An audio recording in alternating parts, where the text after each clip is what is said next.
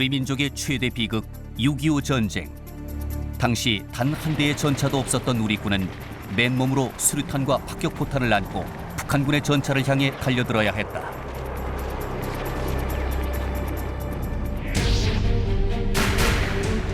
그로부터 60여 년이 지난 21세기, 대한민국은 명실상부 세계적인 전차 강국으로 부상하고 있다.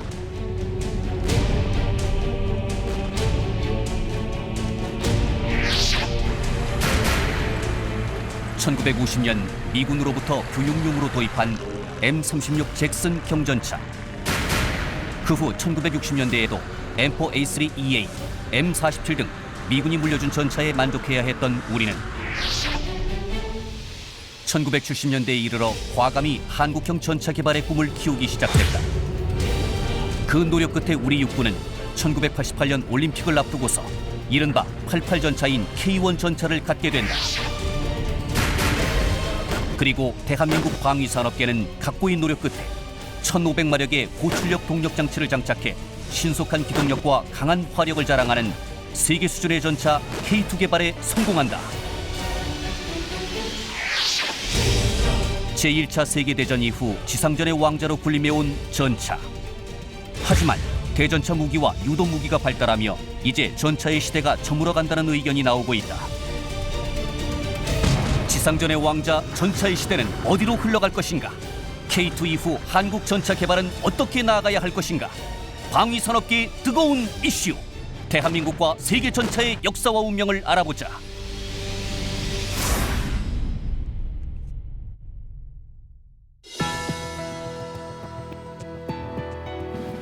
여러분 안녕하십니까? 첨단 국가의 초석 방위산업의 라미경입니다.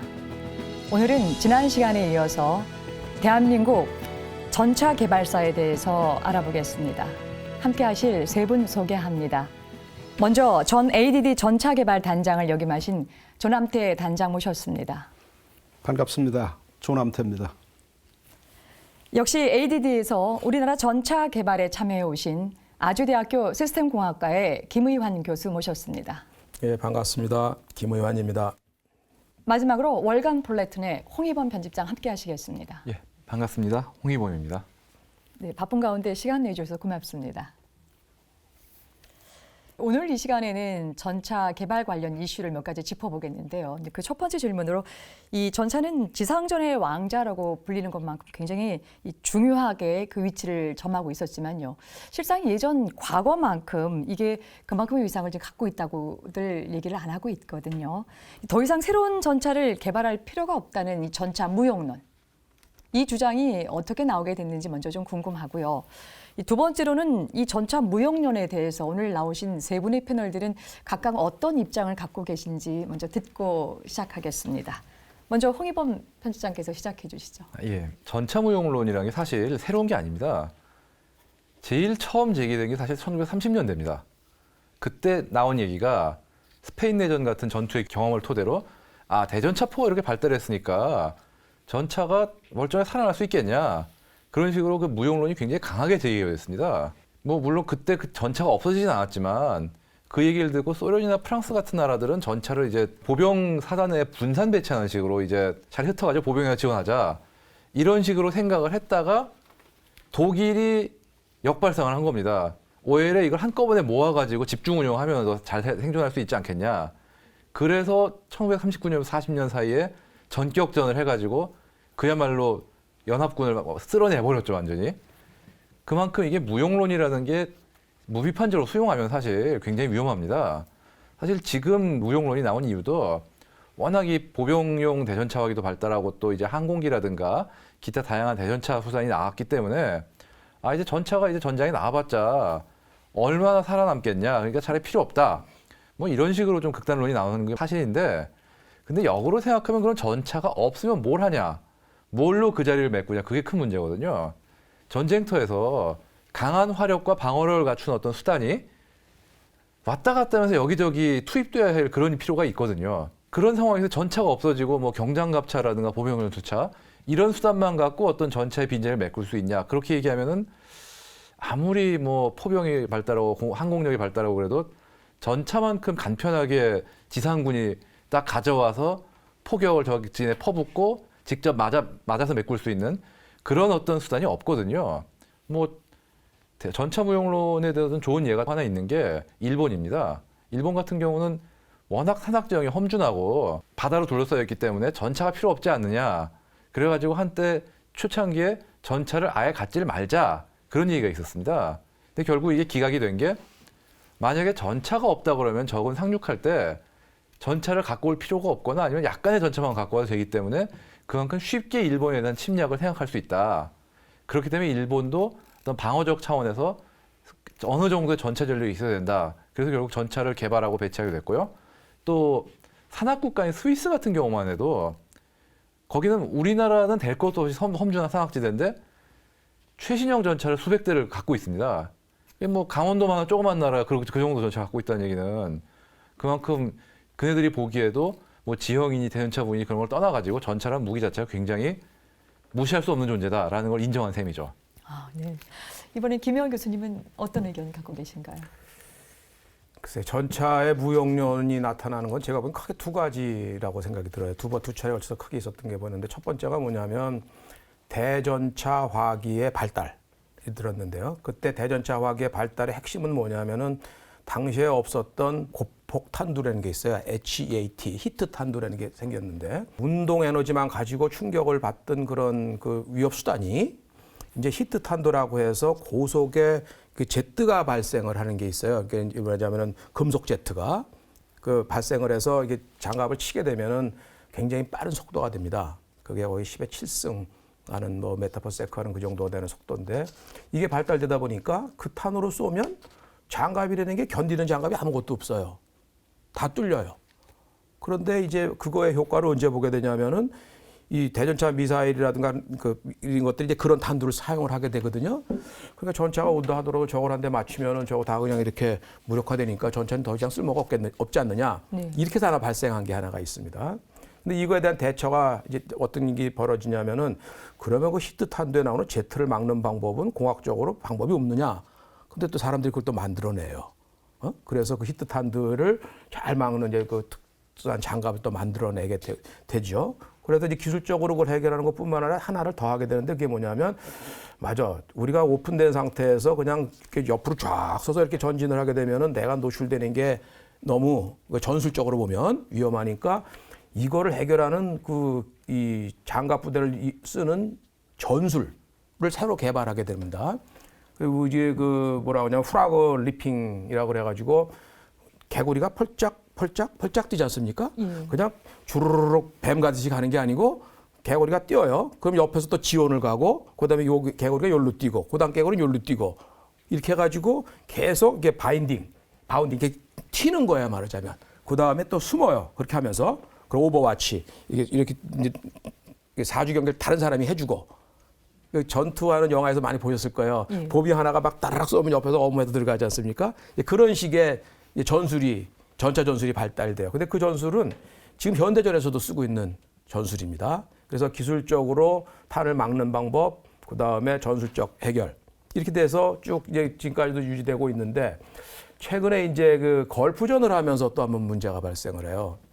왜냐하면 걸프전을 하다 보니까 그때 이제 기술적으로 엄청 발전이 돼가지고 이 정보 통신, 그 다음에 정밀 타격, 리모트로 이렇게 공격을 하는 기술들이 뭐 토마호크, 뭐 이런 크루즈 이런 거 써서 하지 않습니까? 그 공격이 막 되니까 적을 괴멸시키는데 그냥 그렇게 해도 다 이렇게 그냥 평정이 되겠구나. 그런데 전쟁을 하는 거를 보면은 근본적인 목적이 뭐냐면은 적의 경제적, 정치적, 군사적 중추를 점령해버려가지고 그 사람들의 의도를 완전히 없애버리는 것. 이 목적인 거거든요. 그랬는데 이 그 공중 공격이라든가 정밀 유도 공격 이런 것들이 큰 효과를 본다고 주장은 했으나 그걸 가지고는 전쟁이 종식이 되질 않아요.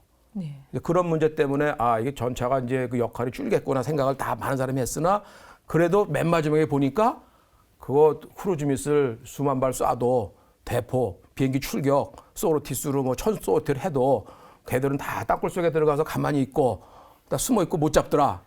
그렇게 된 거예요. 그러니까 이거를 해결하는 방법이 뭐냐? 사람들은 전차 무용이 아니다.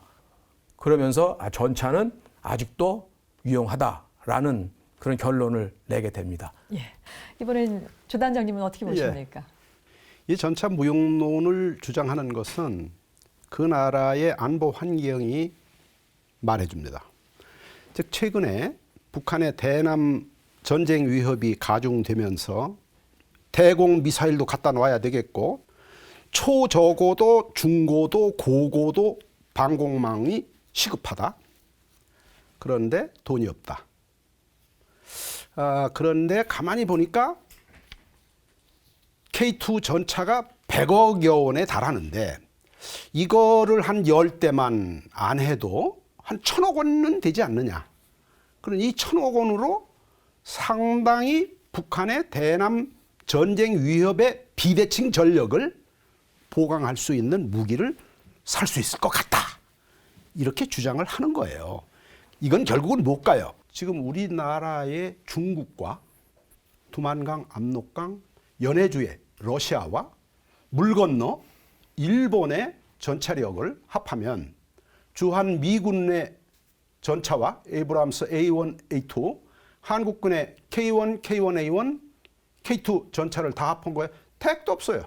세계 전차의 약 15%에 해당하는 15,000대 정도가 38선 DMZ와 우리나라에 포진돼 있어요. 지금 세계에서 이렇게 많은 전차가 대치하고 있는 지구상에 없어요. 자, 그렇다고 그러면은 전차를 대체할 수 있는 전력이 뭡니까? 우리나라 장병 군인들은 어떻게 할 거예요? 보병 어떻게 하실 거예요? 다음에 왜 중국과 러시아와 일본과의 비대칭 전력은 왜 안 따집니까?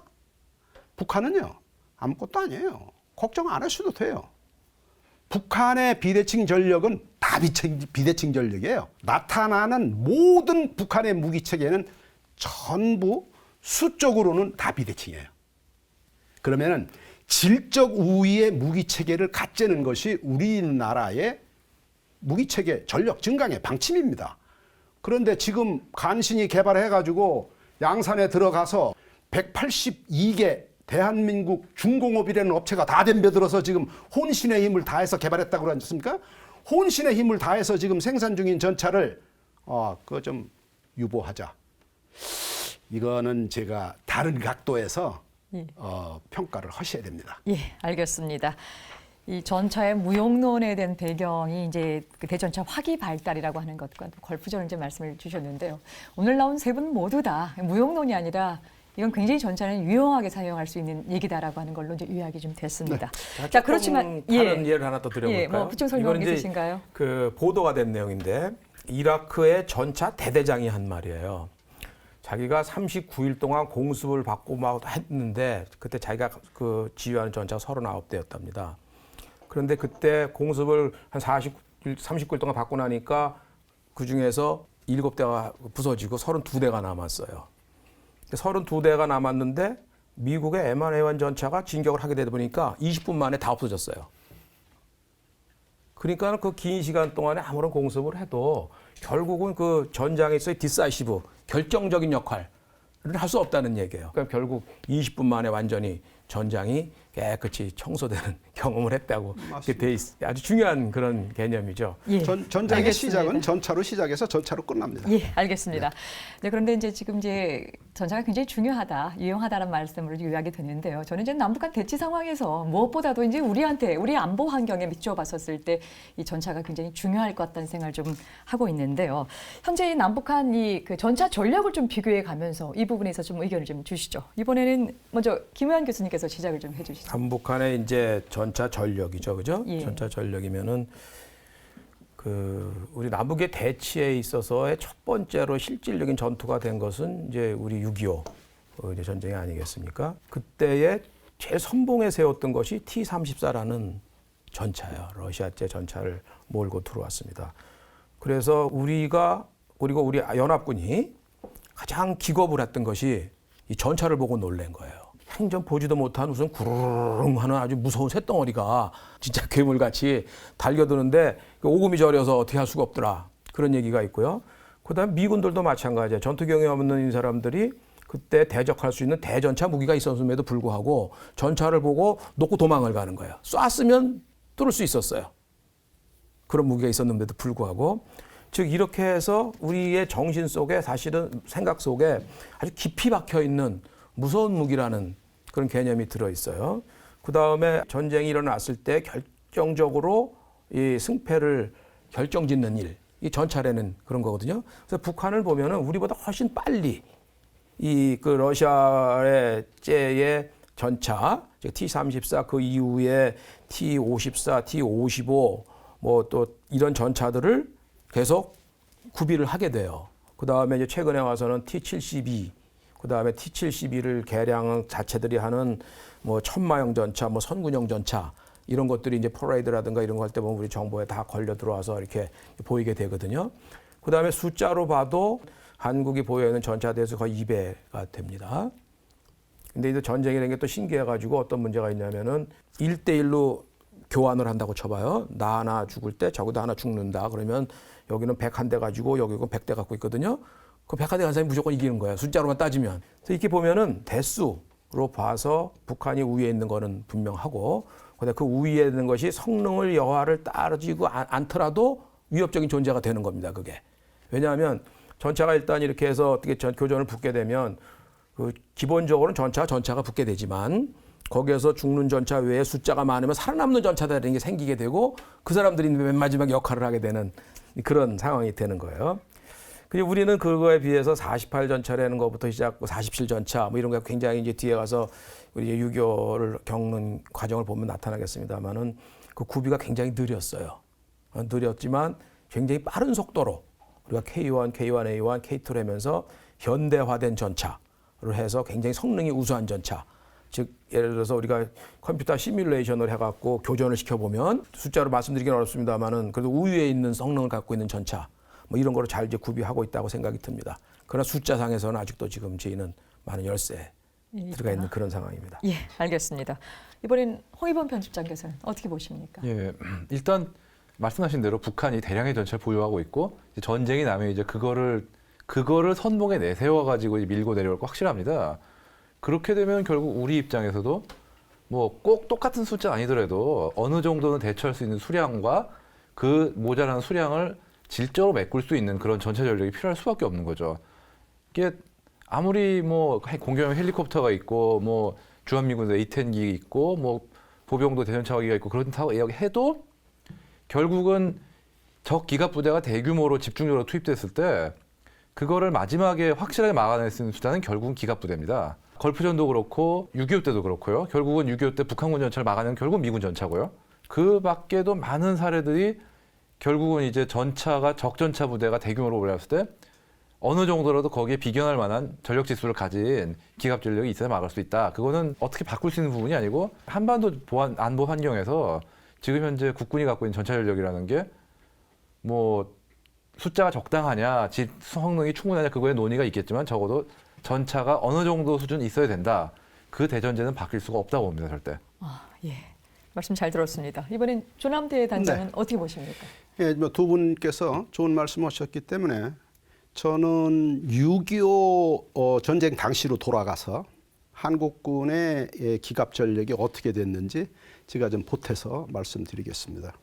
저희가 1945년 8월 15일에 독립이 됐습니다. 바로 그 10일 후 25일 1945년 8월 25일에 북한 김일성에는 스탈린과의 조소 밀약에 의해서 전차와 기갑부대가 38도선에 들어와 있었습니다. 다음에는 조중군사동맹에 의해서 예전에 중공군에 있던 조선족 잘 훈련된 2만 5천 명 전투사단이 북한 김일성 인민군에 편입이 됐어요. 결국은 구소련의 T-34 85mm 주포가 장착된 T-34 전차 245대가 4개 사단으로 편성이 됐었어요. 그래서 북한은 정규군 13만, 예비군 10만 이것이 완전히 무장을 하고 있었습니다. 그때 우리나라도 1948년 10월에 창군을 했습니다. 국군의 날. 군을 했어요. 10만이었었어요. 그런데 그 10만 군인이 바지만 바꿔 입힌 농부나 다름없었어요. 전차 한 대도 없었습니다. 그리고 장갑차, 그레어하운드 M8이라는 장갑차 24대, 그리고 전차를 공격할 수 있는 대전차 유도 무기가 하나도 없었어요. 그런 상태에서 전쟁을 맞이했으니 서울을 3일간 지킨 것도 다행이에요. 그러니까 45일을 못 버티고 낙동강까지 갔는데 전차에 의한 유린이죠. 국토가 유린된 겁니다. 그러고 난 다음에 어떻게 됐습니까? 그해 8월 29일에 309대에 오키나와에 주둔하던 미 해병 제1기갑 대대가 309대의 전차 M26과 M46, M47 전차 309대를 가지고 낙동강에 창원역에 도착해서 낙동강에 투입이 됩니다. 그러고 난 다음에 파죽으로 밀어붙였어요. 그러니까 어떻게 돼? 결론, 전차에 의해서 낙동강까지 갔고 M26, M46, M47 미국 전차에 의해서 평양까지 갔다. 그렇다고 그러면 아까 두 분께서 말씀하신 전쟁에서 무슨 전쟁이었습니까? 기갑, 탱크전이었어요. 즉 이와 같은 현상이 대단히 서로 놀랬기 때문에 우리는 뭐라고 그랬어요? 기억나시죠? 자라보고 놀란 가슴 소뚜껑 보고 놀란다. 이게 전차에 대한 공포예요. 군인들은 육해 공군에 관계없이 공포의 대상이에요.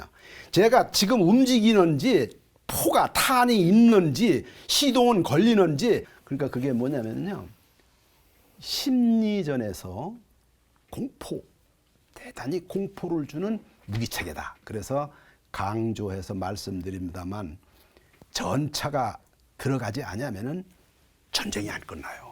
예, 알겠습니다. 예. 예, 단장님 그 부분은 이제 예. 뒤에 가서 조금 더 자세하게 이야기 나누도록 하겠습니다. 네네. 네. 이제 본격적으로 이제 전차의 역사를 좀 알아보기 전에요. 편집장님께 이제 한 가지 좀 개념을 좀 여쭤보고 예. 싶은 게 있는데요. 전차의 이른바 이제 세대 구분이라고 하는 것이 있더라고요. 예, 뭐 있습니다. 1세대 혹은 3세대 또 3.5세대라고 하는 뭐 이런 부분으로 이제 구분되는 것을 봤는데요. 이 전차의 역사에서 이 세대는 어떤 기준으로 이렇게 구분이 되고 있는 것인지, 또 그 의미는 또 무엇인지 좀 설명해 주시죠. 이게 일단 세대 구분이라는 거는 2차 대전이 끝난 다음에 개발된 전차들의 세대를 구분하는 겁니다. 그 이전에는 워낙 짧은 기간에 너무 빨리빨리 바뀌었기 때문에 이런 식으로 딱딱딱 세대를 구분하기 힘든 정도고요. 그래서 여기서 이제 1세대를 들어가자 보면은요. 제1세대는 1950년대에 개발된 전차들이 중심입니다. 이 전차들은 2차 대전 끝날 무렵에 개발된 전차들의 어떤 개념을 좀 이어받은 어떤 초기적인 어떤 주력 전투 전차라고 할 수가 있고요. 보통 보면 장갑은 뭐 한 100mm, 뭐 150mm 정도까지 꽤 두껍긴 하고, 또 주포 같은 경우는 이제 90mm에서 좀 크면 100mm. 보통 평균적으로 이렇게 갑니다. 그러니까 어떻게 보면 지금 간단히 얘기해서 지금 공산권은 T-55에서 T-54 전차, 그다음에 서방 세계는 뭐 센츄리언 전차라든가 M48 전차, 이런 어떤 1950년대에 개발된 전차들이 딱 1세대에 해당을 하죠. 예. 그러고 나서 이제 2세대로 넘어갑니다. 1세대 같은 경우는 2차 대전이 끝난 직후다 보니까 실질적으로 영국, 미국, 구소련 이 세 나라에서 거의 집중적으로 만들었는데, 왜냐하면 이 세 나라가 실질적으로 그 50년대 전차를 개발하고 생산할 역량이 남아있던 나라들이거든요. 60년대부터는 이제 경제적 부흥이 생기고 나니까 프랑스, 서독, 일본 이 세 나라가 또 중요한 어떤 세력을 잠입을 합니다. 그런데 여기서 보면 재미있는 게 나라마다 굉장히 생각하는 게 달라요. 예. 예를 들면 2세대 영국 같은 경우는 야 그래도 전차가 방어력이 있어야 되고 화력도 든든해야 되지 않겠냐. 그래서 주포도 120mm 보 굉장히 큰 걸로 넣고, 그다음에 차체도 뭐 56톤 이렇게 무거운 굉장히 중장갑을 갖춘 치프텐이라는 전차를 만듭니다. 그런데 서독하고 프랑스는 좀 생각이 다른 게, 야, 핵전쟁이다 이제 지금. 어차피 핵무기를 맞고 그러면은 죽는 건 마찬가지다. 게다가 더 중요한 게 대전차 무기가 발달했기 때문에 장갑을 아무리 강화해봤자 맞으면 죽는 건 마찬가지니까 차라리 좀 가볍게 만들어서 기동력을 높인 그런 거를 만들자. 그렇게 해가지고 뭐 36톤, 37톤 이 정도밖에 무게가 안 나가는 그런 주력 전차를 만들고요. 또 일본도 비슷한 방향으로 가고요. 그런 식으로 나라마다 좀 많이 천차만별로 하는데 어쨌든 1세대에 비하면은 화력은 많이 강화가 됐고요. 그 다음에 또 기동력도 많이 늘어나고 그러다가 이제 3세대로 갑니다. 이게 3세대가 70년대 끝무렵부터인데 이때부터 평준화가 또 됩니다. 왜냐하면 결정적인 게 기술이 발달해가지고 엔진이 굉장히 강력해집니다. 왜냐하면은 그 전까지만 해도 2세대까지만 해도 전차 엔진이 1000마력이다 그러면 사람들이 어떻게 이렇게 강력한 게 있을 수 있냐 그랬어요. 근데 3세대로 가면 1200마력만 해도 별로 안 세네 그렇게 됩니다. 뭐 1200, 1500 이게 당연하게 되는 거죠. 그러다 보니까 전 같으면 40톤, 50톤이 굉장히 무겁게 생각했는데 이제는 한 60톤까지도 해볼 수 있겠네? 그러니까 전차의 평균 무게가 또 늘어납니다. 그렇게 되면 이제 장갑도 많이 여유가 있게 되고 또 포도 큰 걸 실 수가 있게 되고. 근데 거기에 더해서 또 큰 발전이 있는 게 그동안 생각 못했던 다른 기술들이 발달합니다. 첫 번째가 전자기술인데요.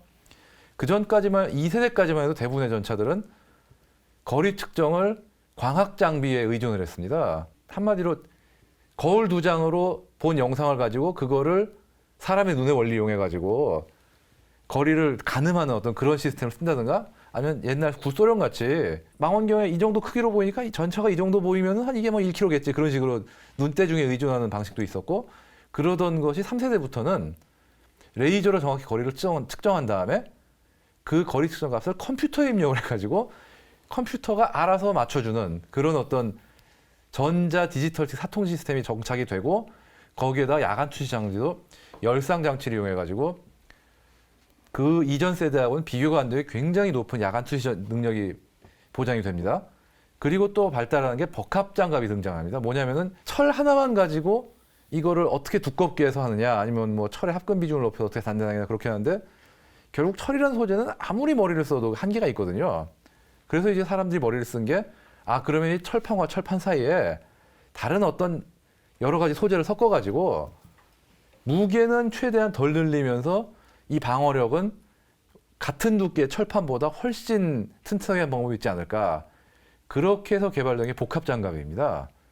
원래 사실 이게 복합장갑도 2세대에서 거의 적용이 됐는데 그게 이제 본격적으로 기술이 발달해가지고 실제 양산까지 되는 건 3세대부터죠. 그리고 또 3세대는 적어도 서방 측 같은 경우는 주포가 그 이전까지 거의 105mm로 2세대까지 105mm로 정착했던 게 3세대면은 120mm 주포로 이제 거의 표준화가 되다시피 합니다. 물론 3세대 초기엔 105mm 쓰다가 이제 시간이 지나면서 이제 120mm로 이제 늘어난 거죠. 그렇게 되면서 이제 바뀐 게 70년대까지만 해도 전차 사격을 할 때는 조준을 한다? 그러면 초탄은 안 맞는 거라고 생각한 경우가 많았습니다. 초탄 쏘고 어디 맞는지 보고 그냥 차탄 수정사하고 그러도 안 맞으면 또 쏘고 그랬는데 3세대부터는 정상적인 상황에서는 유효사거리 내에서 초탄을 쏘면은 일단 맞는 거라고 생각하고 쏘는 그런 시대가 되어버렸습니다. 이게 그래서 걸프전 때 정말 비약적인 형상을 한 게 그때까지만 해도 3km 거리다 그러면 2km만 해도 그 2세대에서는 초탄의 명중을 안 한 거라고 생각했거든요. 근데 걸프전 때 미군은 3000m 거리에서 초탄을 쏴서 맞춰버리는 사례가 비일비재했습니다. 이렇게 되면은 이라크군은 당할 수가 없는 거죠. 실질적으로 2세대 주력 전차인 T-71 가지고 3세대를 갖고 싸우니까 이라크군은 말 그대로 미군 전차가 어딘지 보지도 못하고 있는데 포탄이 날아서 맞춰서 그냥 끝나버리는 거예요. 이게 지금. 예, 그런 상황이 돼버린 거죠. 그렇다고 한다면 3.5세대는 어떻게 구분을 하는 건가요? 3.5세대는 이게 좀 애매한 게 예. 3세대까지 냉전 시대다 보니까 내가 이 반대편 진영에 지면 안 되겠다 그래가 정말 미친 듯이 개발했습니다. 30년 시간 동안에 그러니까 10년 주기로 1세대, 2세대, 3세대 이렇게 났다고 보면 되거든요. 그러던 게 딱 90년대 소리 망해버리니까 전차 개발에 쓰는 돈이 확 줄어버린 겁니다. 왜냐하면 사실 어떻게 보면은 소련은 미국 대항하려고 미국은 소련 대항하려고 전차를 한 건데 소련이 망해버리니까 그동안 갖고 있던 전차들을 숫자도 줄이는 판에 뭘 새 걸 개발하냐 그래가지고 일단 전차 개발이 크게 위축은 됩니다. 근데 시간이 지나 보니까 그래도 기술은 발달하고 또 있는 전차들은 그래도 없앨 수는 없고 있으니까 쓸만하더라. 그래서 나온 게 이제 개량을 하는 겁니다. 그래서 개량을 하면서 나온 게 이제 제일 먼저 한 게 전자 장비를 보강합니다. 그 이전까지는 그냥 뭐 적전차를 조준하고 뭐 거리 측정하고 사격 지원 계산하고 그 정도로 끝나는데 이제는 네트워크 개념을 도입해가지고 그러니까 쉽게 IT 개념이죠. 아군 전차는 어디 있고 적 전차는 어디 있고 나는 어디 있고 그다음에 뭐 지령을 받으면 그거 어떻게 받고 그런 식으로 하는 걸 이제 전에도 흑표 전차 설명할 때 말씀드렸지만 다 이제 네트워크 기술에 의존해가지고 실시간 처리를 하는 거죠.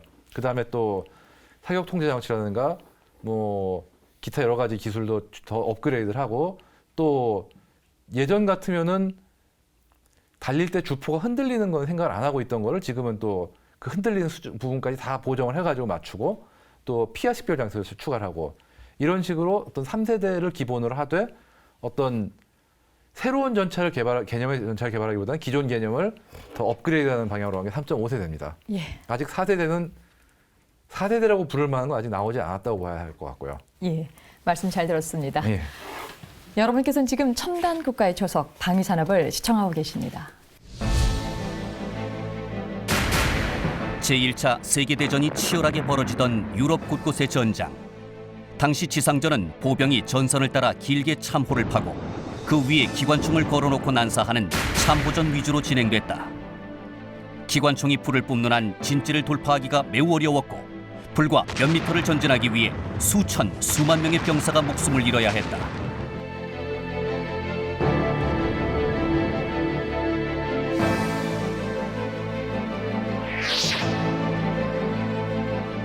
이런 교착 상태를 벗어나기 위해 등장한 것이 바로 전차였다.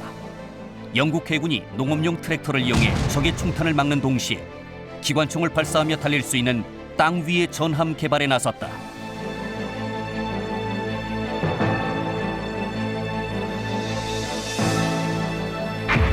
이것이 바로 세계 최초의 전차 마크1이다.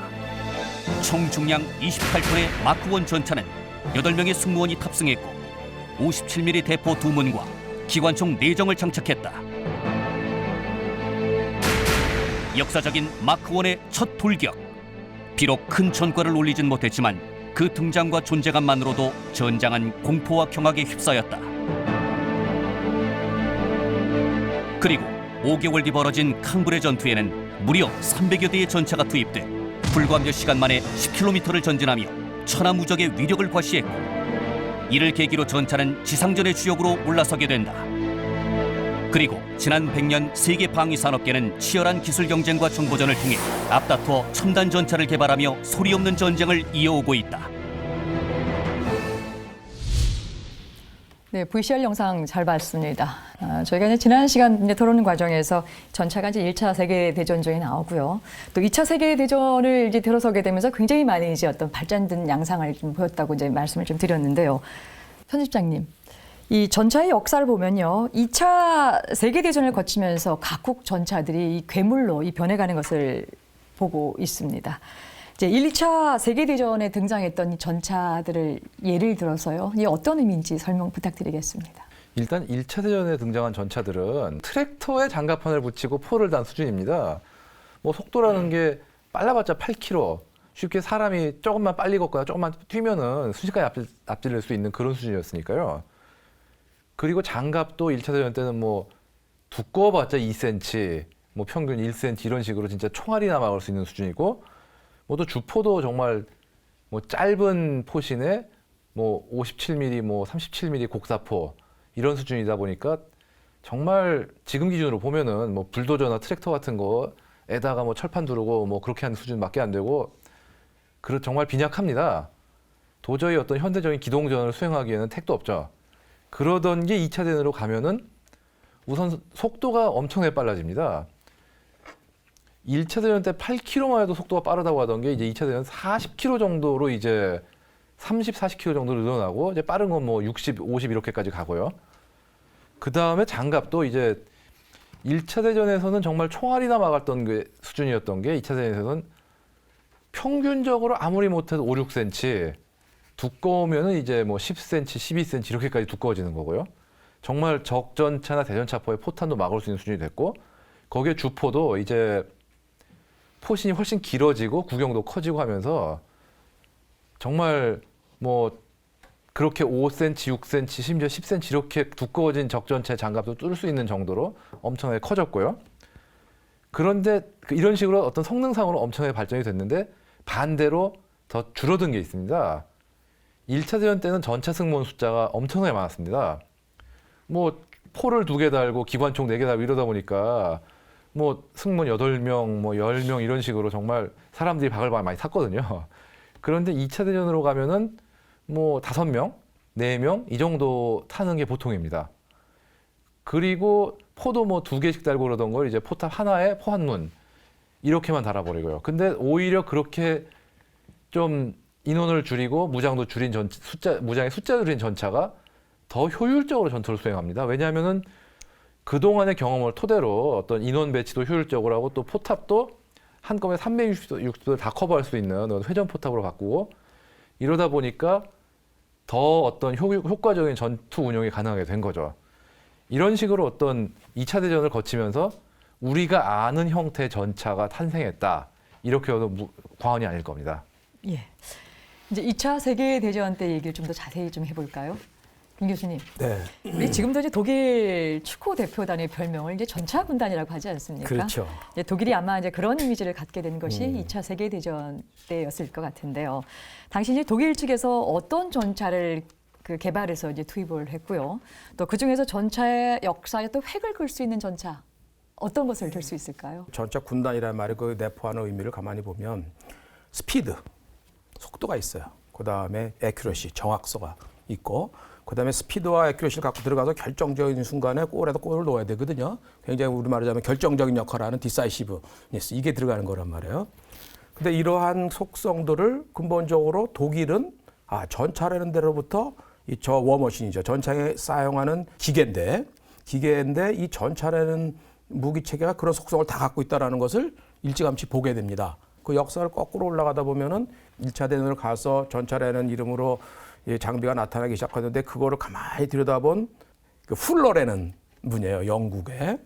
이분이 가만히 보니까 이 무기가 앞으로는 보병을 지원하는 단순한 그러한 역할이 아니고 완전히 독립적인 별도의 작전을 할 수 있는 그런 무기 체계로 갈 수가 있겠다라는 것을 영국에서부터 이제 이러한 그 기동전이라는 개념이 이 플로렌 사람으로부터 발전을 하게 돼요. 그래서 이 사람이 그걸 얻다가 그걸 이제 적용을 하게 되면 비커스가 이제 영국의 전차 만드는 회사인데 비커스 전차를 이제 1차 대전 후에 만들고 개발하는 과정 중에 그 컨셉이 되도록 그거를 이제 하게 됩니다. 그런데 이거를 구데리안이라는 사람이 독일 사람이 우리 직구 말하자면 컨닝을 하게 돼요. 예. 벤치마킹을 해요. 그런데 당시에 독일은 그 1차 대전 패망 후에 마음대로 개발할 수 없는 상황에 들어가 있었어요. 그런데 그 사람이 딱 하는데 이거를 2가지로 결정을 하게 돼요. 오케이, 10톤 레벨의 인펀트리, 즉 보병을 위한 지원하는 전차 하나. 그다음에 전격전을 수행할 수 있는 한 카테고리.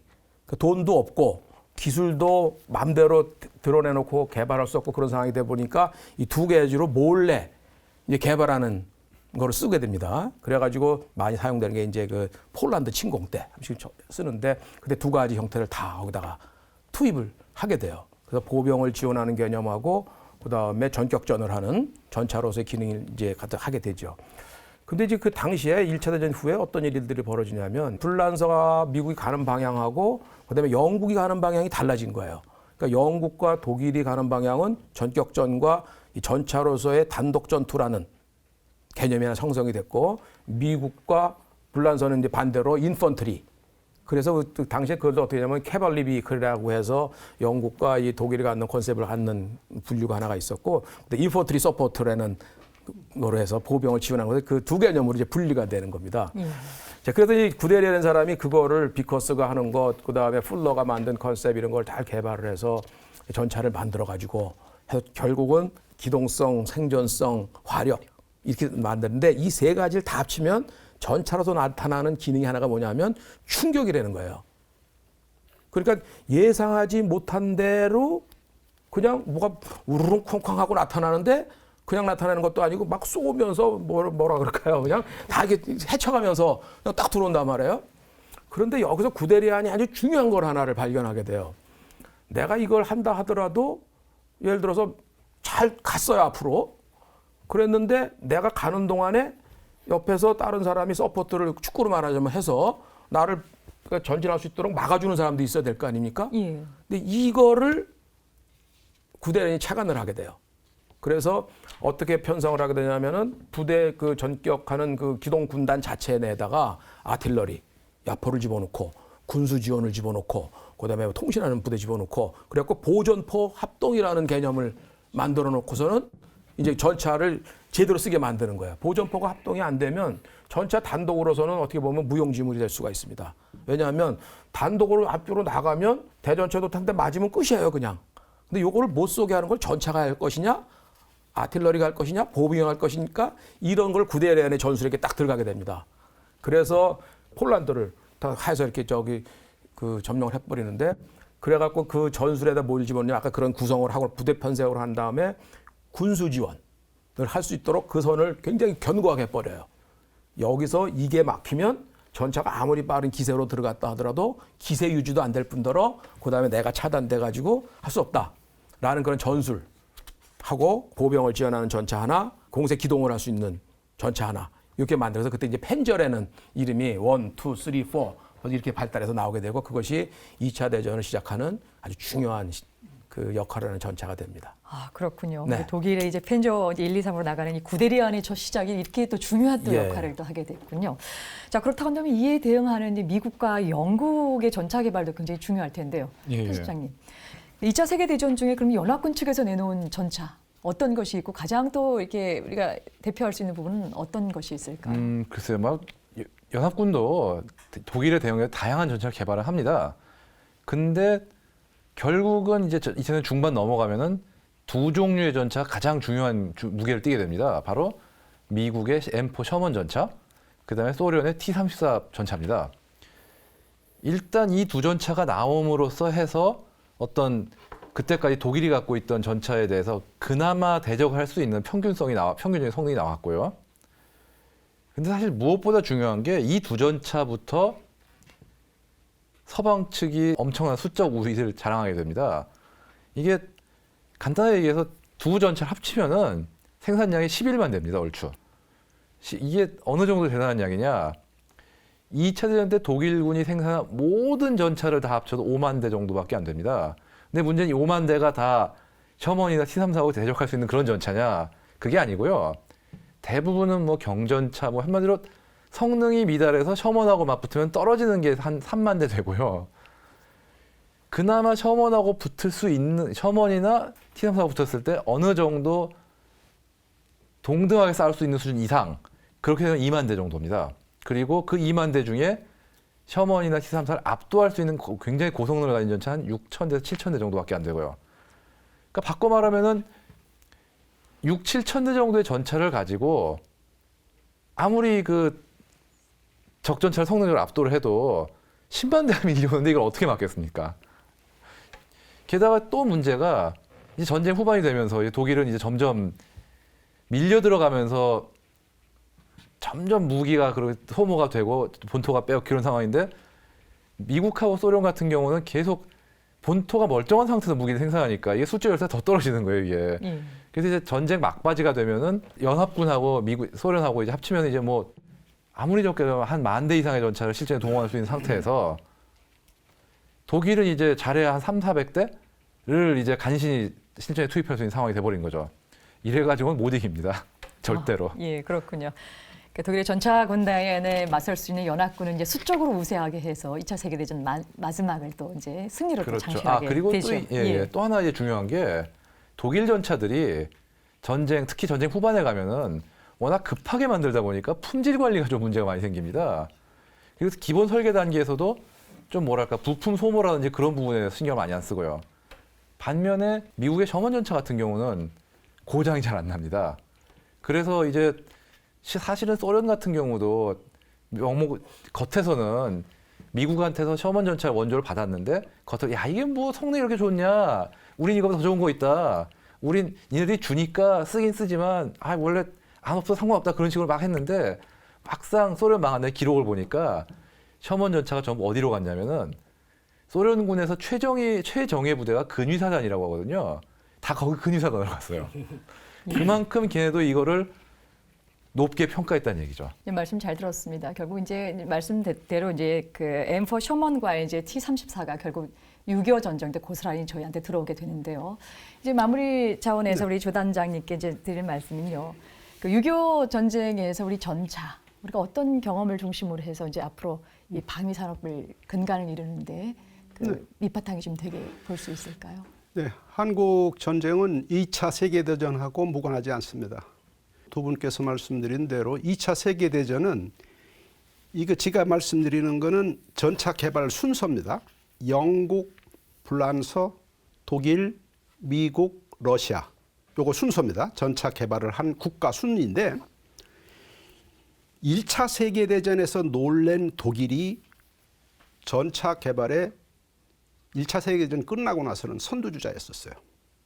그 다음에 러시아도 이거 아니다. 그래 러시아도 덤벼들었어요. 그러면 그 5개국이 제일 먼저 덤벼드는 것은 엔진 개발이었었어요. 이게 파워가 없으니까 기동이 안 되는 거예요. 그래서 엔진 개발이 시작되면서 전차는 급작스럽게 구경도 늘어나고 구경이 늘어나면 사거리가 커지고 위력이 커지는 거 아니겠습니까?